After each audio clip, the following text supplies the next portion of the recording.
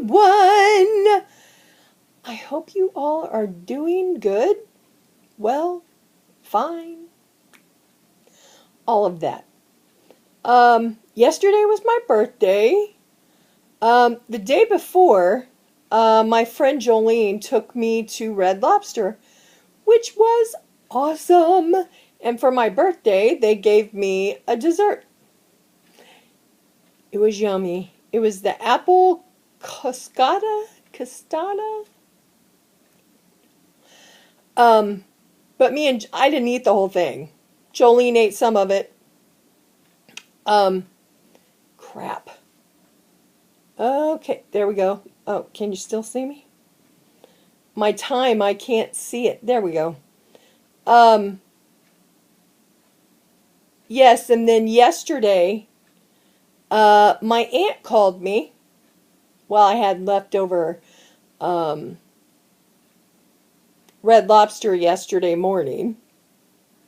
And then my aunt called me and asked me if I wanted to go to Chinese for lunch for my birthday. And I was like, yeah. Who's going to say no to Chinese food? I wasn't going to say no. So we went. We had a good time. It was great. And then I came home, and my friend Rowena said, "Are you home? Stay there. Have you eaten?" I said no, which was later in the day. So they brought Pizza Hut and bought me a cake. I mean, it was awesome. I still have cake. It's chocolate. I don't like buttercream frosting very well. I mean, I like it, but I can only handle just a little bit of it. And I'm a woman that loves sweet stuff. But for some reason, buttercream frosting is like, can't do it. I eat a little bit of it, but... So this morning, I ate the 2 pieces of pizza that were left for breakfast. And I haven't eaten anything. I won't eat anything probably until 5, 6 maybe. Most of the time I don't eat lunch. And what was I going to say? Oh, I don't eat lunch because I'm not hungry. I usually eat 2 meals a day, and that's been helping me lose weight. Now, with all this eating, going out to eat, my body's not used to that. So I probably gained about 5 pounds, which I'm going to be so disappointed if I did, but, you know, you eat bad, you're going to gain weight. I got some more cards, which I love cards. I got some money in one of them from my old neighbor when I lived at the bad apartment complex in Marion. It was awful. But her and I were neighbors. And then, you know, I moved away. She's used to the ruckus in Marion. She moved over here and it's quiet. Very quiet. And it affected her pretty bad, so she went back to Marion. And then wanted me to come back to Marion. Not doing it. So, Zanni. She's taking her medicine like a champ. I hate opening those capsules. They're so hard to open. So, but anyway, she took her medicine like a champ today, and I have to give it to her in a syringe, but the bad part is those little balls that are in there will not, melt in the water. So it gets stuck, and I have to shake it up, and then finally I get it to where most of it goes in her mouth. I actually put it close to down her throat. But she doesn't fight me or anything. And then after she does that, she gets some tuna. So she eats that. She's probably asleep right now. Now she's got a bump on her lip. Her upper lip.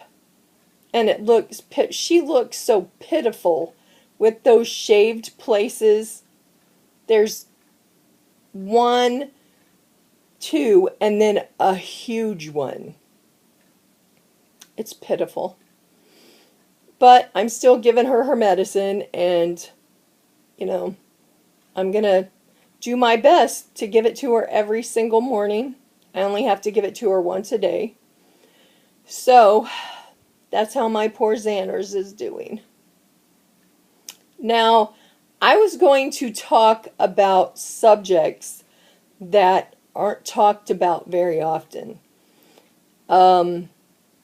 So, I'm going to say a little bit about this. I'm not sure of the statistics right now. There's my kitchen.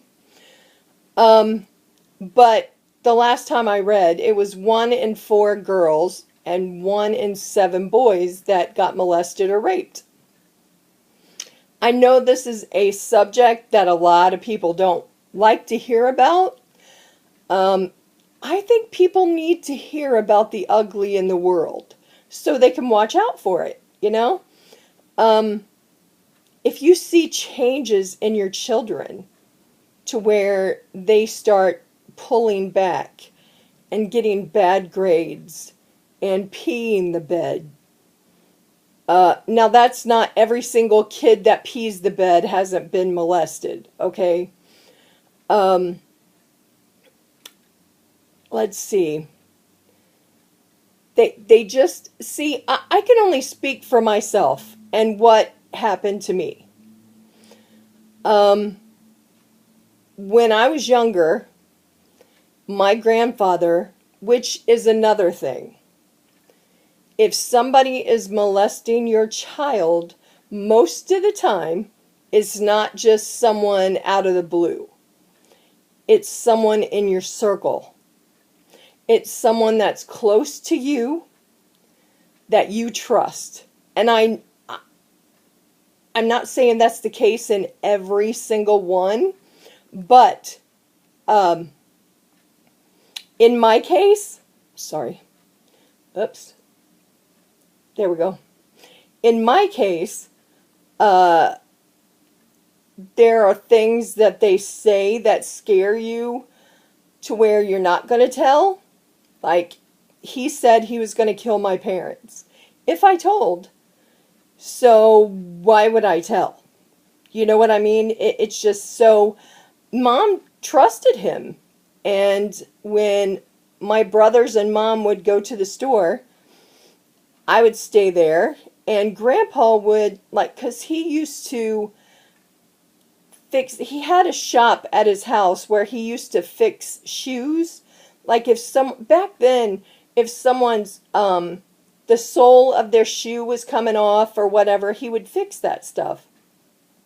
And, so, the house and his shop smelled like leather, raw leather, okay?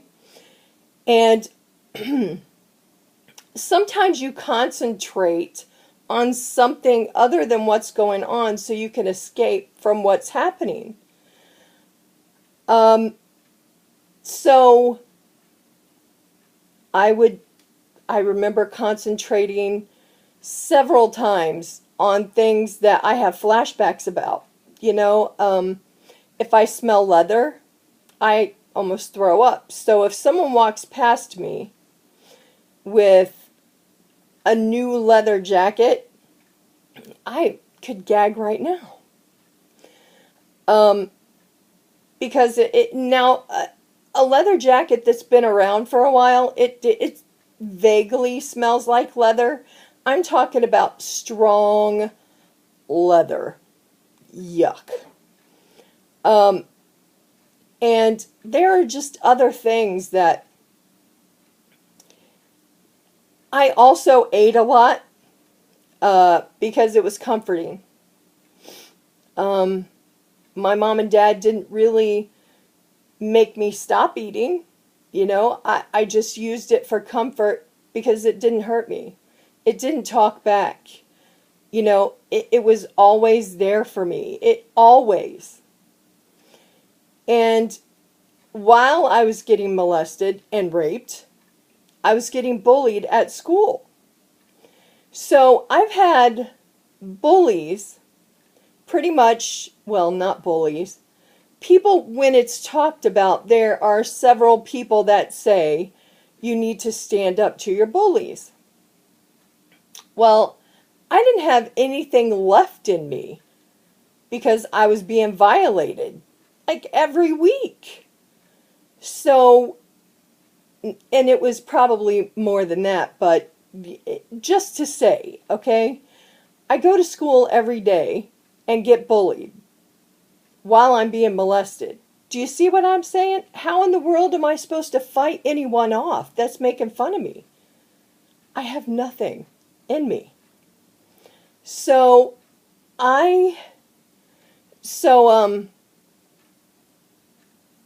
when the thing is when I would get made fun of at school, I would go home and not say anything because I was very scared of everything because, Grandpa made me scared of everything. And Grandpa's not the only one that did it to me. I had 5 abusers and one, I was raped as an adult. And, after all of this happens to you, now mind you, I've been through a lot of therapy, okay? We're talking 17 years and still going. I can actually talk about it because it needs to be talked about. Because I'm not saying every overweight child got molested either, but there's so many giveaways. If your kid is around a certain person all the time or wanting to spend a lot of time with them, just watch. That's all I'm saying. Just watch. Pay attention. Because my parents didn't. And I'm not blaming them. I'm not. But nothing was done about it because my dad got his shotgun and was going to go kill him. Because I slipped up. Sorry, I forgot to say that. I slipped up and I can't even remember what I said. But Dad went and got his gun and he was going to go kill him. And it was Mom's dad. So Mom begged him not to. And after that day, it was forgotten by everyone except me. Because if you've never been violated, you don't know what it does to your head. What it does to how you react to certain situations. How you try to live your life when you're a 6-year-old kid, when you don't even know what's going on.